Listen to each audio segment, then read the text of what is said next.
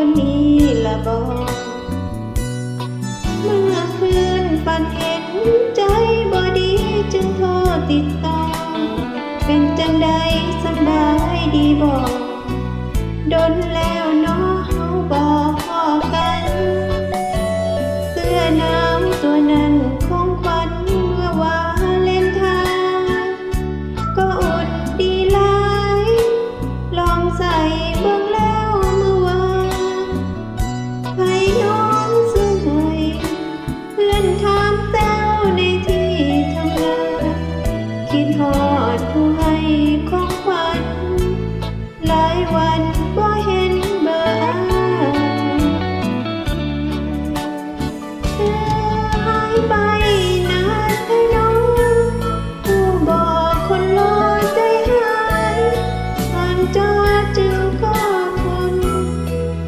แต่กลัวสิเพ้อใจทำงานรับแรงจากนายแต่แรงใจรับจากอ้ายผู้บอก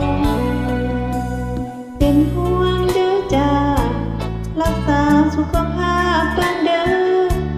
ส่งใจช่วยเสมอผ่านเบอร์รู้ใจหน้าจออย่าเครียดงานหลายเดี๋ยวเบิ่งใกล้ๆบ่ลองกะเว้าหยอกซื่อๆดอกน้องอย่าหน้างอใส่จอเด้ออ้าย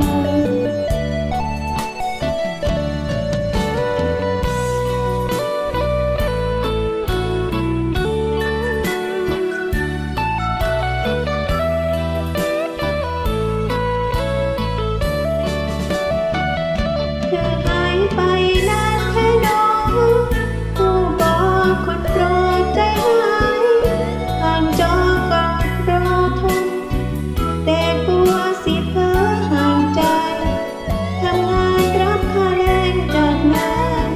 แต่แรงใจรับจากอ้ายผู้บอกเป็นห่วงเด้อจ้ารักษาสุขภาพบ้างเด้อ